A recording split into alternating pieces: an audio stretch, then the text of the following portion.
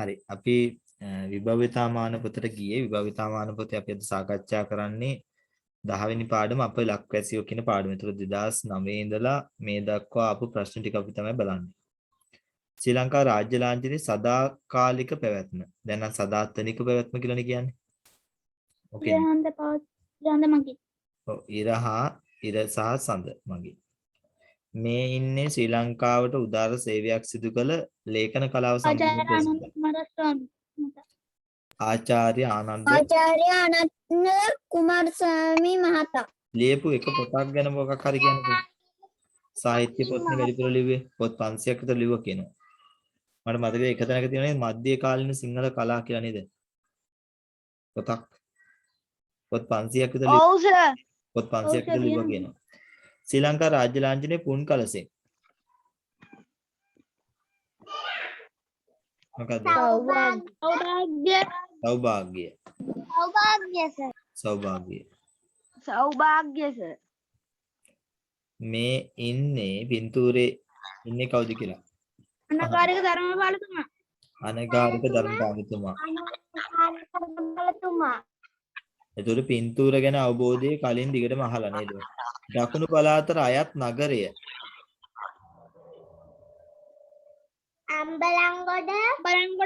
අම්බලන්ගොඩයි අම්බලන් තොටයි දෙකම දකුණු පළාතේ තමයි. නේද? එතකොට මොන්රාල කියන්නේ ඌව පළාතේ, කළුතර රස්නාහිර පළාතේ, අම්බලන් තොට නෑස. මයික් 3-4ක්ම ඔන්න එකේ. ඔෆ් වෙන්න ඕනේ. ඔය කියන හරියට ඇහෙන්නේ ඒක නිසා. ඒක තමයි. මං කියන එක හරියට අර දැන් ගෙවල් සද්දනේ. උත්තර දෙමු ඔෆ් කරමු. තුන්වරක් විතර ඇහෙනවා. අපෝ මොන විශේෂ අය පිටුරයා. මේ ඉන්නේ කවුද? ආචාර්ය CWW කන්නංගර මහතා. ඔව් ආචාර්ය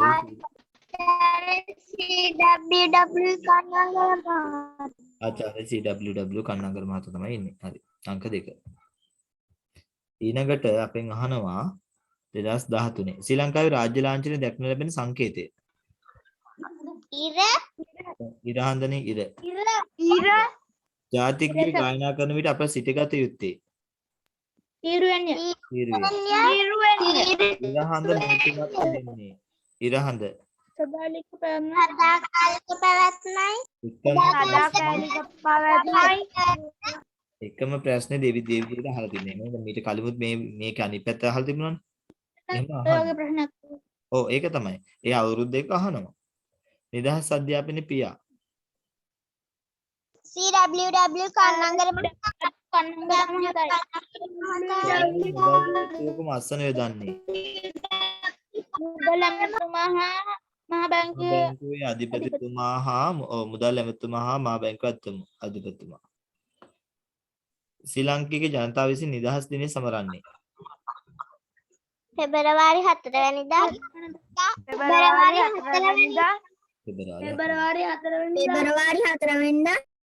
හරි. ශ්‍රී ලංකාවේ ජාතික කොඩිය හා රාජ්‍ය ලාංඡනය යන දෙකෙහිම ඇති සංකේතය. අඩුව රැගත්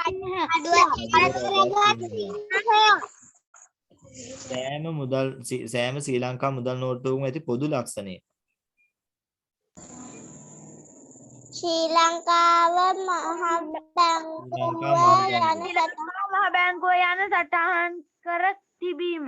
මුදල් නෝට්ටුවේ අගය සිංහල හා දෙමළ භාෂාවලින් විතරක් නෙමෙයි පුතේ සිංහල හා ඉංග්‍රීසි භාෂාවෙන් තියෙනවා. දෙමළ ඉංග්‍රීසි භාෂාවෙන් තියෙනවා. දිය ඇල්ලක රූපයක් හැම එකෙම නෑ. පුන් කලසක රූපයක් හැම එකෙම නෑ.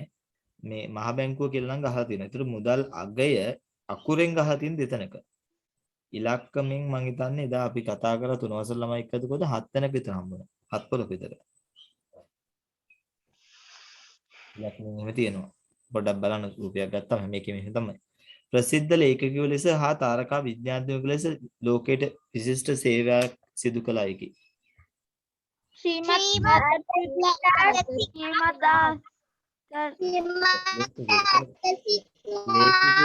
මෙයා මේ පොත්පත් ලිව්වේ පුතේ තාරකා විද්‍යාඥයෙක් පිළිබඳ කියන්නේ විද්‍යාව සම්බන්ධයෙන් පොත්පත් ලිව්වේ.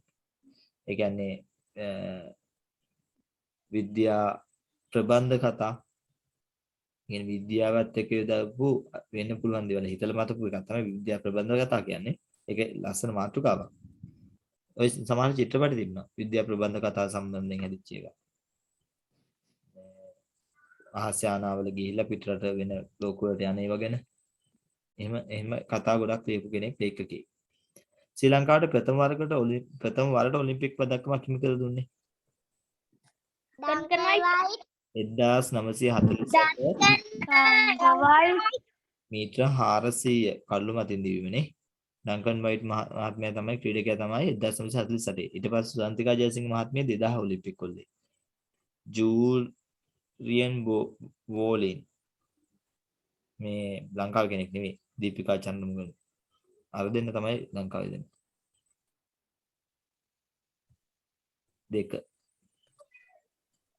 සර් කියන්නේ 15 වෙනි මේ ප්‍රශ්නේ උත්තරේ එකනේ. ඔව්. ඒ මහතා මිය ගියානේ. ඔව්. දැන්ට මේ ජීවිතෙන් අතර නෑ. ළඟදී නේද නැතුනේ. ඒ කියන්නේ යා උපත්තියෙන් ඇමරිකානු ජාතිකයෙක්. උපත්තියෙන් ඇමරිකාවේ ඉපදුනේ. හැබැයි ලංකාවට ඇවිල්ලා ලංකේ පුරවැසිභාවය අරගෙන ලංකාවේ තමයි ජීවත් වුනේ. ඒතර දැන් අර කොළඹ තියෙන කෞතුකාගාරය කියන්නේ ආතර් සී ක්ලාක් කෞතුකාගාරය කියලා නම් කරලා තියෙන්නේ. එයා තමයි ওই තාරකා කියන්නේ මේ චන්ද්‍රිකා තාක්ෂණය සම්බන්ධ ලිපියක් මුලින් පළ කරන්නේ. ඒ සම්බන්ධයෙන් තමයි ඉස්සරහට ගිහින් තමයි චන්ද්‍රිකා තාක්ෂණය ලෝකෙට එන්නේ. හරි. සෞභාග්‍යවත් ස්වයංපෝෂිත රටක ඉරහඳ පවත්නා තාක්කල් ධර්මය ආරක්ෂා කළ මුළු මහත් ජනතාව වැජිබේවා. මොකද මොකේ තියෙන්නේ? රාජ්‍ය ලාංඡනය. අදහස. දැන් ඔය 2016 17 අහනවා නෝට්ටු මොහොතේ නොරොච්චෝල ඉදිරි බලාගාරය.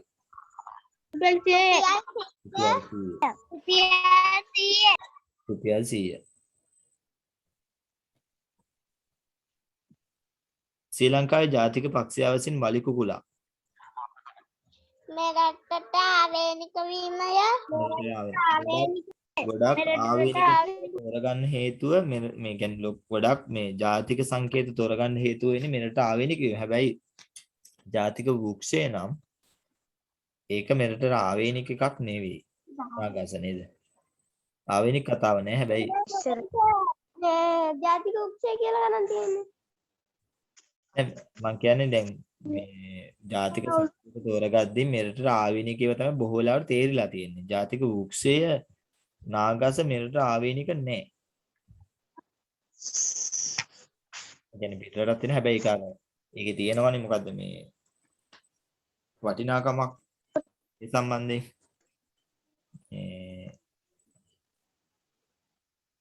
ඖෂධ මින වශයෙන් හරි අපි යන් ඉස්සරහට. උත්තරේ අංක 2. අතීතයේ අප රට යටත් කරන සිටි විදේශීය ජාතීන් පිළිවෙලින්. පෘතුගීසි ලන්දේසි ඉංග්‍රීසි. පෘතුගීසි 1505, ලන්දේසි 1658, ඉංග්‍රීසි ආවේ කවද්ද? 1815. මොන වරද්ද ගන්න? ඒ කියන්නේ සරලම දෙක 1792 නෑ. ඒ කියන්නේ මම ওই ප්‍රශ්නේ අර දෙක කියලා ඇහුවෙම මේ ළඟදී ආවේ ඉංග්‍රීසින්නේ ආසන්නේ. ඒතර ඒක ආයේ අර්ථකථනයේ තියෙන 1505 කියලා නෑ පුතේ 1796 ලංකාවට ඉංග්‍රීසියෙන් එන්නේ. 1796 ඇවිල්ලා ලන්දේසි පළවා හැරලා ඉංග්‍රීසි පාලන බලය ගන්නවා. කුල මුහුදු බඩ විතරයි යටත් කරගන්නේ. මම එදත් කිව්වා නේද අර මේ අර සටන වෙලා තිබෙ හංගැල්ලේ. මම එදා මොකක්ද සටනක් ගැන කිව්වනේ. ඒ හංගැල්ලේ සටන දිනවුවා නම් 1803 දී සටන වෙලා තිබුණේ. හංගැල්ලේ සටනේදී. එක අනිත් ඔක්කොම අල්ලගෙන يعني රාජසිංහ රජතුමාලු හිටියේ දවසල අනිත් ඔක්කොම කඳුරු යටත් කරන හංගැල්ල කඳුරු විතරයි අවසානයේ ඉතුරුනා කියන්නේ. ඒක ඒත් සෙබළු 30ක් විතර ඇතුළේ හිටියා කියන්නේ ඒක කොහොම හරි බේර ගන්න ඒ කියන්නේ දිනා ගන්න බැරි වෙලා. එතනින් පසුබෑපු 1000ක සේනාවක් අරන් ගිහින් ඒ ඔක්කොම ගෙනන අහුවෙලා. අවසානට මේ ඉංග්‍රීසියෙන් පිටරටින් නැවත සේනා ගෙන්නගෙන ලොකු මේකක් කරනවා. යාළගේ අර සේනා බලය සහ ගැට්ටිගේ මේ යුදෝපකරණ වැඩිපුර තියෙනවා 1796 ඉන්නේ ලංකාවට. 1815 තමයි උඩරට ගිවිසුම අත්සන් කරන්නේ. ඒ උඩරට ගිවිසුම අත්සන් කරන උඩරට සමහර පැති අල්ලන් හිටියේ යාලා. උඩරට පැත්තට. අවසානට රජතුමාට පිටුව ගිහිල්ලා අර කට්ටිය එකතුලා ගිවිසුමක් අත්සන් කරනවනේ. එතනදී කියන්නේ පාලන බලය ලංකාවට තියෙන යාලා යම් දේවල් ටිකක් විතරයි කියන්නේ. හැබැයි අවුරුද්දක් දෙකක් යනකොට ගිවිසුමේ තිබුණු කොන්දේසි යාලා සියල්ල කඩ කරලා ලංකාව සම්පූර්ණ යටත් කරගත්තා යාලා. ඊට පස්සේ තමයි 1718 පළවෙනි විමුක්ති සටන ඇති වෙන්නේ. දෙවෙනි එකනේ 1848 පළවෙනි විමුක්ති සටනේදී ඔය කැපිටිපොළ දිසාව ඇතුළු කට්ටියනේ. දෙවෙනි එකේදී ගොංගාලේ පොඩ බණ්ඩ ඇතුළු කට්ටිය. දිනන්න බැරුණා. ඉතින් 1948 ලංකාවට නිදහස් දීලා යනවා. 133ක් හිටියා යාලා. 133ක් සම්පූර්ණ යටත් කරගත්ත කාලේ කියන්නේ. හරි. රාජ්‍ය ලාංඡනයේ සෞභාග්‍ය. කලමුත් හම්බුනා මෙතන. මුන් කලස ඒකේ අදහස මීට කලින් මුන් කලස අවුරුදු වල හම්බ වෙච්ච ප්‍රශ්න ඇහෙන්න පුළුවන්. නේද මේ පුතේ මෙහෙමනේ ශිෂ්‍යත්ව පේපරේ හදලා දෙන්නේ අපි දැන් මේ සාකච්ඡා කරන ආසන්න අවුරුදු වල තියෙන ප්‍රශ්න ටික ඔක්කොම එක තැනකට අරගන්නේ. ඉතින් එහෙම පේපරේ හදගෙන යන පුතේ ප්‍රශ්න ටික හදලා ආය අවුරුදු 10ක 15ක ප්‍රශ්න ටික සංසන්දනය කර බලන්නේ නැහැ නේද? ඒකට පරණ ප්‍රශ්න නැවත හැදෙනවා. එහෙනම් මේවා වැදගත් වෙන අවබෝධය තියාගෙන හිටියම හරි. ලේසි ලකුණු ගන්න ඕනේ වල මේවට. ජාතිකගීය ගායනා කරන විට පැවැත්විය යුතු නිවැරදි ඉරියව්ව. මේකත් මොනවද? තීරුවෙන් සිටීම තීරුවෙන් සිටීම. නේරියාවක් නොවන්නේ නේ. නොවන්නේ පහසුවෙන් සිටීම පහසුවෙන් සිටීම සර්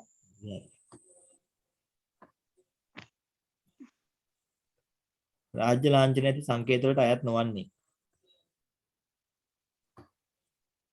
පොල්මල් පොල්මල් මම මේකත් කතා කරනවා කියලා කිව්වා. ඒකේ ප්‍රශ්න හතරක් තියෙනවා කිව්වේ. අපිට කලයි ඔව් කියලා කරමු කරමු. සර්. බටනලාවක සිදුරු නිවැරදිව දැක්කෙන්නේ. බටනලාවක සිදුරු කීයද ඔක්කොම? ඒ කියන්නේ පිමින සිදුරු 7යි. 7යි මේක වහලා කියන්නේ තුන්වෙනි එක. මේක වහලා හතරවෙනි එකනේ. 4 හතරවෙනි එක සර්. දක්කනවට 4. මම කියන්නේ මේකත් එහෙනම් මේකත් එක්ක 8ක් තියෙනවා. මේ පැත්ත වහලානේ. මෙතනින් පිඹිනවා. මේ පැත්තේ 6ක් තියෙනවා මෙතන උඩ. මේකත් එක්ක 7යි. සම්පූර්ණ සිදුරු 8ක් තියෙනවා. මේ 7යි තියෙන්නේ. මෙතන 6ක් තියෙනවා. රතු හා කහ. නැවිලි. දම් පාට රතු නිල්, කොළ පාට රතු කහ, නිල් කහ. ඇඳුමක ගැවුණු තාර පැල්ලුමක් ඉවත් කරන්න. භූමි තෙල් හොඳයි.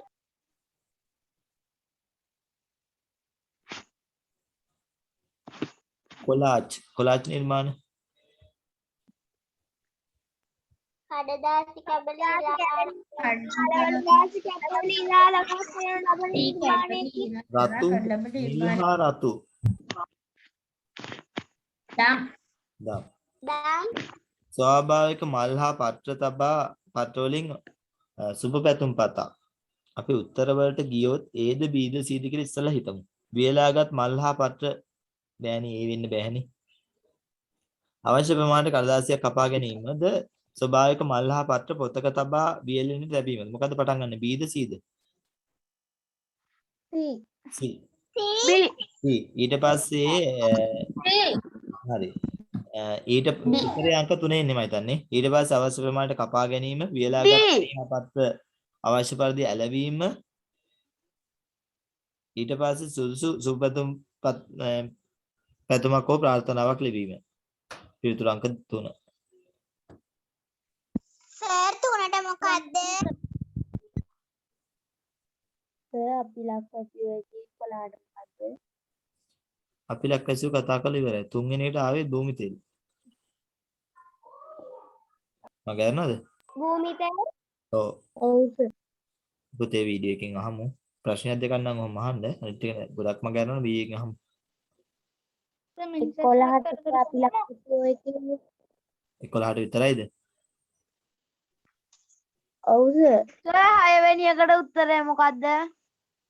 6 වෙනි එකට උත්තරේ 3 ආවේනේ. 11ට ආවේ 3. හරි සර් thank you. හරි අපි යන් යන ගණන් ටිකට. පාඩමත් කරනවද? ඕක ගණිතේ කොටසක් කතා කරමු. ඉතින් මේක ඉවර කරගන්න එපා අපි නේද? නෑ නෑ සර් මං අහුවා මිනිසා සහ තොරතුරු. මිනිසා හා තොරතුරු අපි ඊළඟ සතියේ කතා කරනවා. ඊළඟ සතිය කියන්නේ හෙට. හෙට අපි හම්බුනානේ 12ට. හෙට කතා කරමු මිනිසා හා තොරතුරු. ඉන්න සර් 12ටද 1ටද? 12ට. සර් පිටු අංක කීයද? පිටු අංක 114න් පටන් ගත්තම මිනිසා හා තොරතුරු. අයියෝ ඒ පිට පෙරලාගෙන මං අනිත් පැත්තට. දැන් කතා කරන්නේ. අපේ ආහාර පාඩමත් කරලා තියන්න. ඔව් මිනිසා හා පන්ති තොරතුරු වරයිද සර්? නෑ ඉවර නෑ. මිනිසා හා තොරතුරු අපේ ආහාර පාඩම කතා කරලා තියන්න අපි යන් ගණන් වලට. අද දෙන කාලේ වඩමින්. කාලේ පාඩම. කාලේ පාඩම. 84 නේ.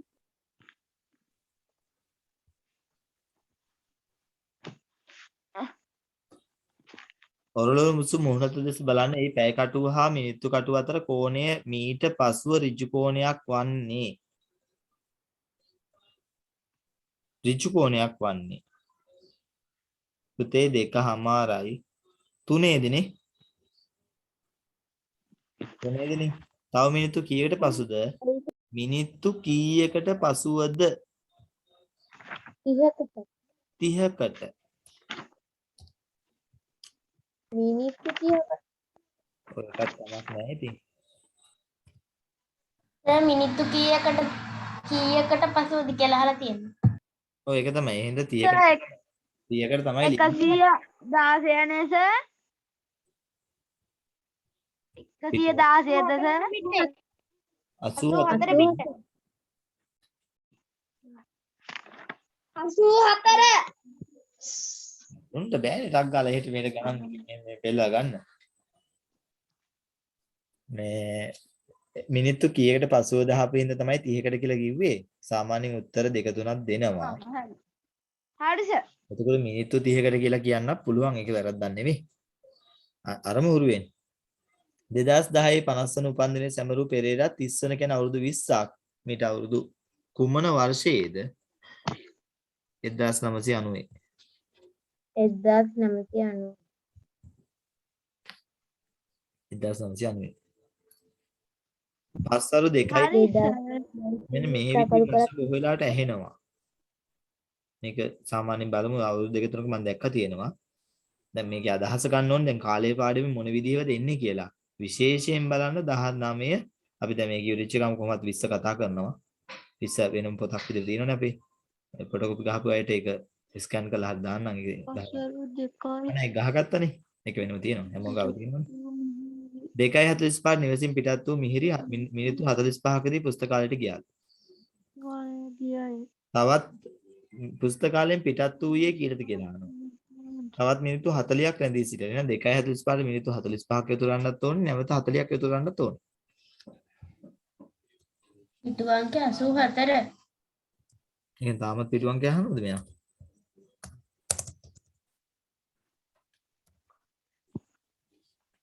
නෑ සර් ළමයි chat එකට දාලා තියෙනවා පිටු අංක මොකක්ද කියලා. අද ඉස්සර දාන්නද? හරි. මෙතන අපි ඉස්සෙල්ලා එකතු කරලෙමු. වෙලාව බලමු මෙතන. කාලේ හින්දා මම ඕන මේක නිකන් මේ හුරු වෙන්න මෙහෙම 90 දාන්නම්. පස්සේ එකතු කරන්න පුළුවන් නේ. මෙතන 90ක් එනවා. ඒතර මෙතන එන්නේ 2නේ. 2.90 කියන එක දැන් 2.90 කියලා තියන්න බෑනේ අපි. එහෙනම් අපි කරන්නේ මොකද්ද? මෙතනින් 60ක් අඩු කරනවා. ඒ 60 වෙනුවට මේ අඩු කරන 60 වෙනුවට මෙතනට එකක් එකතු කරනවා. එහෙනම් මෙතන අඩු කිරීම ලකුණු දාලා මේකෙන් 60ක් අඩු වෙනකොට මේ පැත්තට එකක් එකතු වෙනවා.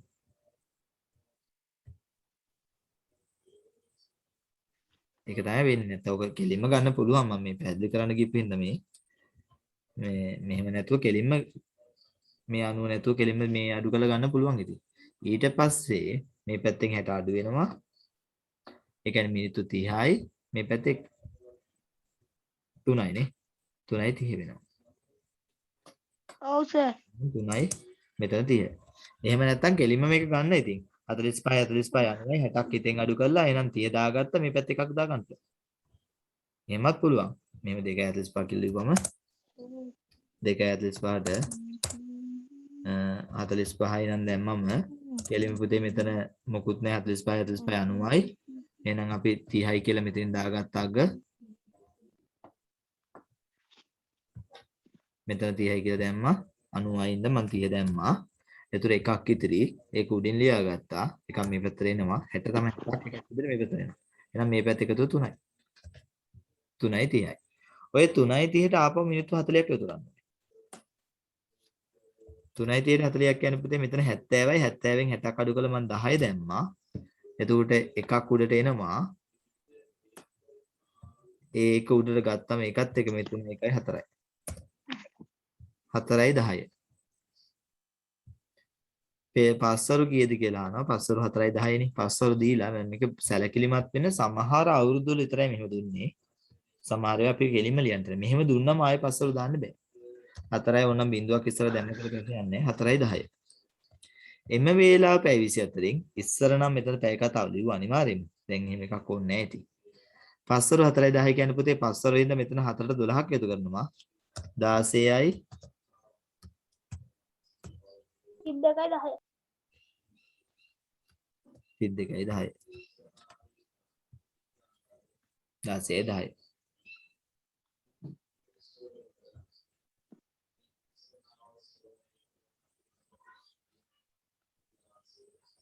අදෝ අනේ මන්ද මොනවාද නිවන් සර්ච් කරලා ඇයි මොකද ගැටුව?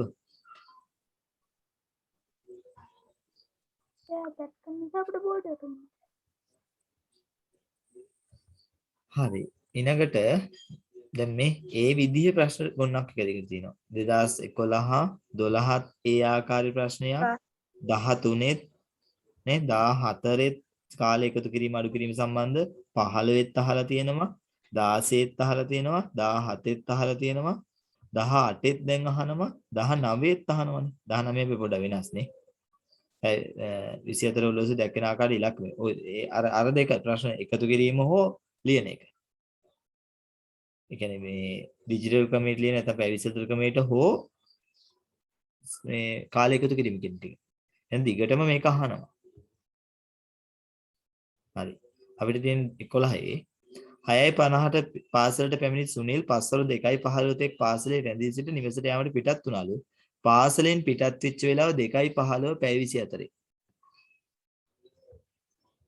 පුතේ පස්වරු නම් පැය 24 පරිවර්තනයක් අදින් ඉතා සරල වැඩක් තියෙන්නේ. පෙරවරු නම් ඒ ආකාරයෙන්ම ලියන්න. පස්වරු නම් පැයට 12ක් විතර. හැබැයි ඉතින් 12 තියද්දින් සැලකිලිමත් වෙන්න. 12 තියෙන තැන්වලදී වෙනස් වෙන ඔය කතාව. කියන්නේ පස්වරු 12යි කියලා කියන්නේ පුතේ මේ දවල් 12. ඒතර එකතු කරන්නේ නැහැ. පෙරවරු 12 කියන්නේ රෑ 12 පොවිච්චා. මෙතනට සාමාන්‍යයෙන් බිංදු දෙක දාන්නේ. හරි. මෙතන 2:15 කියන්නේ පුතේ 14:15 නේ. 14:15. මේක ගත්තම ලේසි. ඊට රැඳී සිට කාලය හොයද්දී පුතේ මෙන්න මේ වගේ තැන්වල උත්තර මතක තියාගන්න. ඒව ඩිජිටල් කරගන්න ඕනේ. මොකද පුතේ? නෑ ඔය පස්වරු 2:15 අපි ඩිජිටල් ඔරලෝසුවෙන් අන්න ඒක ගන්න ඕනේ. තමයි. ඊට මේ පස්සේ වගේ එතන 6:50 අඩු කරන්න ඕනේ. හරි.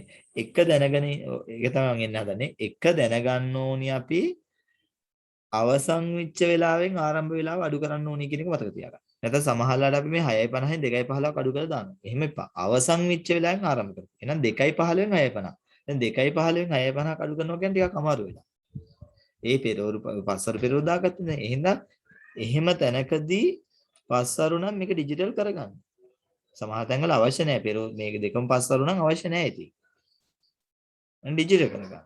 ඩිජිටල් කරගත්ත කියන්නේ පුතේ 14:15 මොකද පළවෙනි එකේ මේක මැහුවනේ 14:15න් අඩු කරගන්න 6:50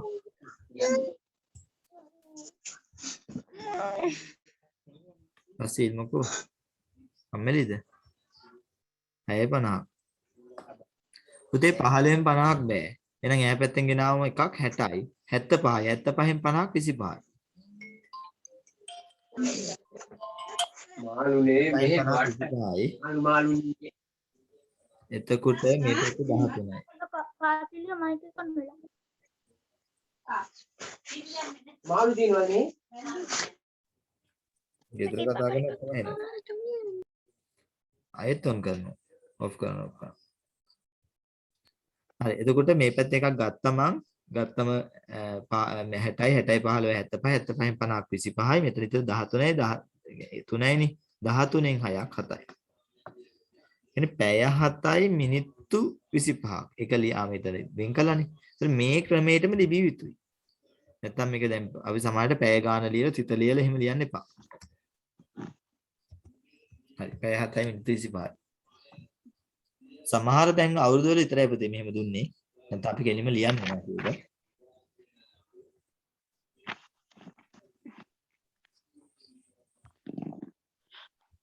පුස්තකාලයට පැමිණ පැය 4යි මිනිත්තු 30ක් ගත කළ නිමල් ඉන් පිටව ගියේ පස්වරු 3ටලු. පිටව ගියපු වෙලාව මේකම විදිහට ප්‍රශ්න අවුරුදු දෙකේ මාර තිබුණේ. පස්වරු 3 කියන්නේ පැය කීයද පුතේ? 15යි 32යි 15නේ. පුස්තකාලයට පැමිණි වේලාව මේ 15න් 4:30ක් අඩු කරමු. 15න් 4:30ක් කියන්නේ පුතේ ලේසිනේ. අඩු කරමු පැත්තකින් නේද?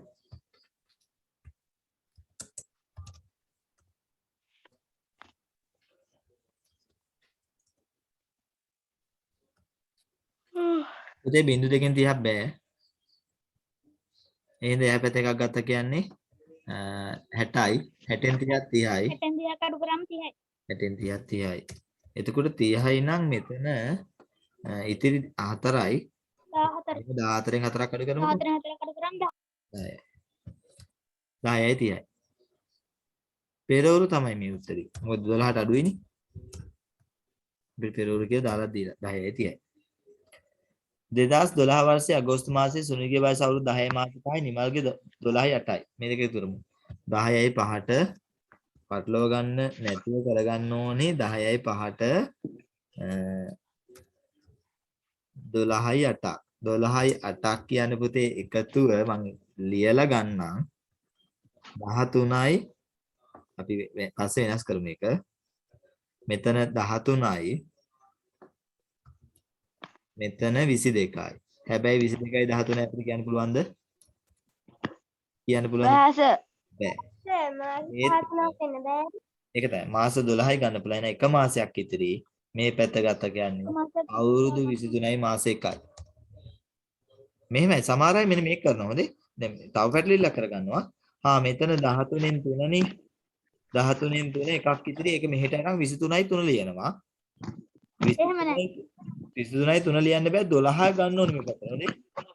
අර කතාව මේ කරගන්න ඕනේ. මෙතනින් අඩු කරන්න ඕනේ 12ක්. මේ පැත්තේ එකතු වෙන්න ඕනේ එකක්. ඇදෙලද? මේක තමයි එන්න ඕනේ. කාගේරි මයික් එක කොන්න දාන්න. දැන් ඔෆ් කරගත්තා. අනේ මන්ද කිව්වට මේ නදුන්ගේ සර්. නදුන්ගේ ළමයා කොච්චර මයික් කොන්න නන්දුන්ගේ. හේවන් කරලා චරිත බර ගන්නවා. ඉතින් මොනා කරන්නේ ඉතින්.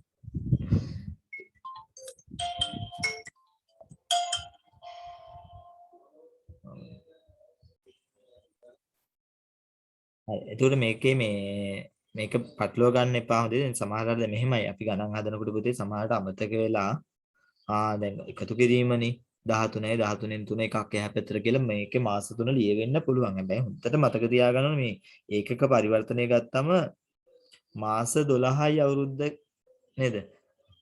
මිනිත්තු 60යි පැයට කියලා අපි මේ මතකේ රඳව ගන්න වෙනවා. මොකද නැත්තම් මේ පැත්ත එක ගත්තාම 100යි 100න් එහෙම ලියවෙන්න පුළුවන් අපිට වැරදිලා. සමහරට ගාණක් නැතුව. ඒ අවබෝධය තියාගන්න මාස 12ක් අවුරුද්දක් කියන මතකේ නම් අවුරුදු 23යි මාස 1යි. 4යි 20ට පැමිණි නියමිත දුම්රිය මිනිත්තු 45ක්. 20යි 45 කියන්නේ පුතේ 65යිනේ. 14යි 65. 14යි 65 කියන්න බෑනේ නම් 15යි 5 නේද? මම පැය 24ෙම ලියලා දැම්මා. හැබැයි ඔයාලට කැමති නම් පැය දැම්මට කමක් නැද්ද? ගැටලුවක් නැහැ. පැය ඉස්සරහා ලිව්ව කියලා ප්‍රශ්නයක් නැහැ. කැමති නම් මේක පැය 12 වලට ලියලා කොන්නද? බිඳුවේ ඇතුළත ප්‍රශ්නයක් නැහැ. ඒ ගැටලුව නැහැ. ඒ කියන්නේ අහන්නේ වේලාවනේ. ඒතර අපිට කියලා නැහැ පැය 24 ඉඳන් මේ කියන්නේ. ඒ කියන්නේ කිව්වොත් පැය 24 ලියන්න එක ඒක අනිවාර්යයි. හැබැයි අදිසියද මේ පෙරවරු කියලා දැම්ම නම් ඒක එහෙම ලියන්න ඕනේ. පැය 24 කියවන පැය 24. ඒක එච්චරමයි. හැබැයි නොකියපු තැනක ඔයා කැමති දේ ලියන්න පුළුවන්. ඒක ගැටලුවක් නැහැ. අනේ 3:05.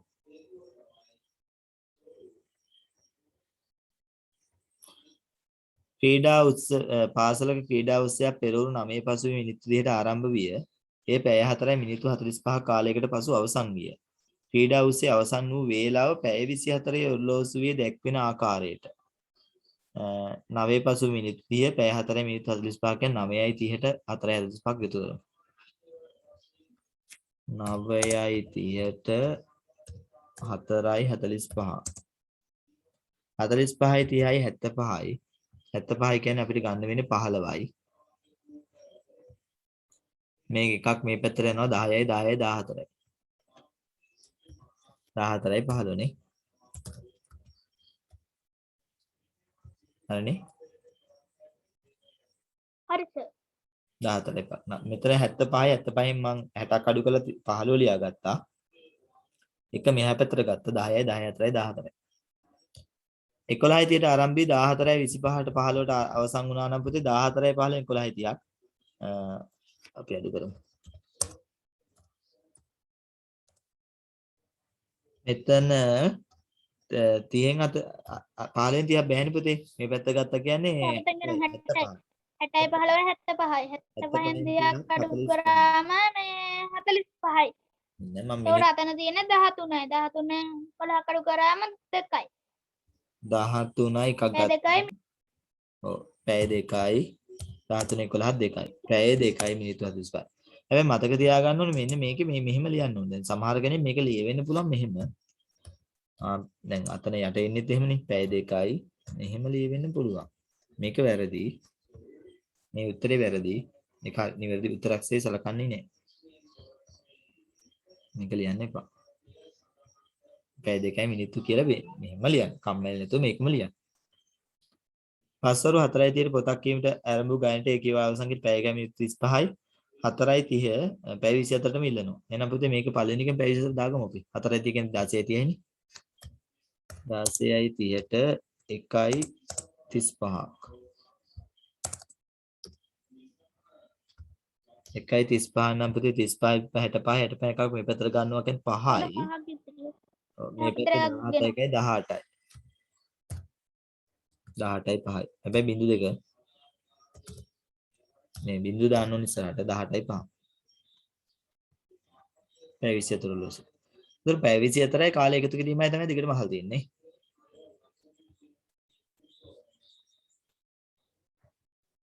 ඉතින් 17. පස්වරු 1:15ට නිවසින් පිටත් වී පස්වරු 2:40ට පුස්තකාලයට ළඟා වුණාලු. නිවසේ පුස්තකාලයට ගත වෙච්ච කාලය 2:40න් 1:15ක් කියන්නේ පුතේ 40න් 15ක් 25යි. දෙකෙන් එකක් එකයිනේ. පැය 1යි මිනිත්තු 25යි. පැය 1 මිනිත්තු 25යි. පැය 24 කියන්නේ 2:40 කියන්නේ 14යි 32:40. 32:40. 14:40. 7:35න් කොළඹින් පිටත් වෙච්ච එක පෙරවරු මෙතන වෙන එක. පසු දින පෙරවරු 4:15ට.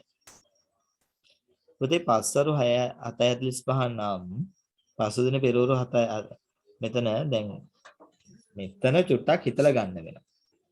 මම කැමති නම් මේක නිකන් මේ 4ට 12ක් එකතු කරලා ගිහලා මේක අඩු කරලා ගන්න පුළුවන්. දැන් මේ පස්වරු කියන්නේ පුතේ කලින් දවසේ.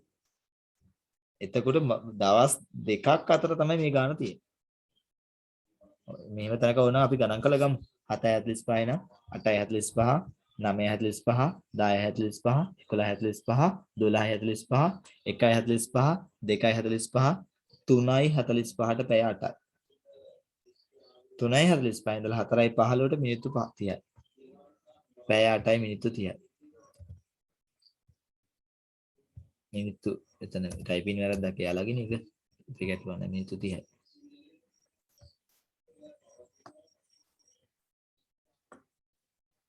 හරිනේ මම එහෙම ගත්තා එහෙම නැත්තම් ඉතින් සර් ඒ ටික නැති කරන්න එපා සර්. ඉක්මනින් දාගන්න. එතකොට මේක මේ පොඩ්ඩක් ප්‍රවේශමෙන් දින දෙකක් අතර යන එක. මම එකයි ගණන් කරලා ගත්තේ. එහෙම නැත්නම් ඉතින් මෙදා දවසේ 12 වෙනකන් කොච්චර කාලය ගත වුණාද කියලා රෑ 12 වෙනකන් කොච්චර කාලය ගත වෙනවද කියලා හදලා මෙතන 4:15 ආපහු එකට එකතු කරන්න පුළුවන්. මොකද රෑ 12 ඉඳලා 4:15 කියන්නේ පැය 4:15ම තමයිනේ. එහෙම පුළුවන්.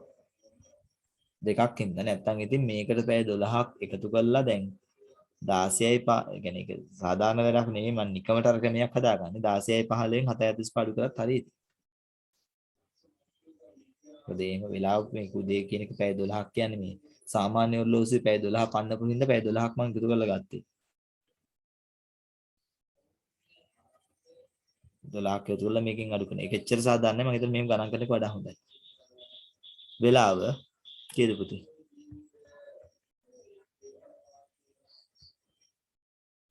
12යි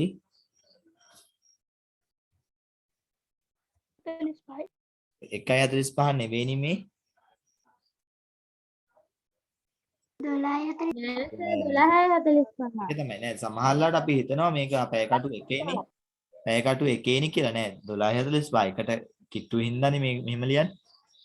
හරි අපි යට යමු.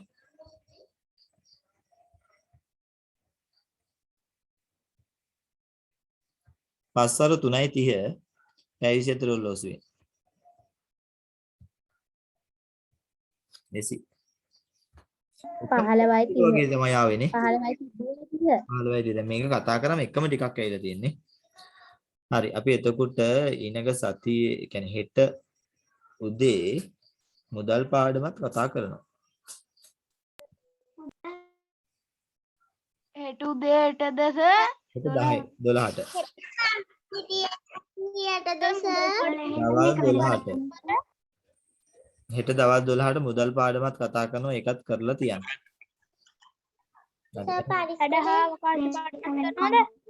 පරිසර පාඩම් දෙකක් කිව්වා කරපු දැනින් ඉස්සරහට ඊනට මේක කිව්වා 6 දෙක පත්‍රයේ ඒකේ රචනාවත් එක්ක ගෲප් එකට දාන්න. හරි එහෙනම් අපි අදට නතර වෙමුනේ. ආ සර්. හරි අදට නතර. Good night.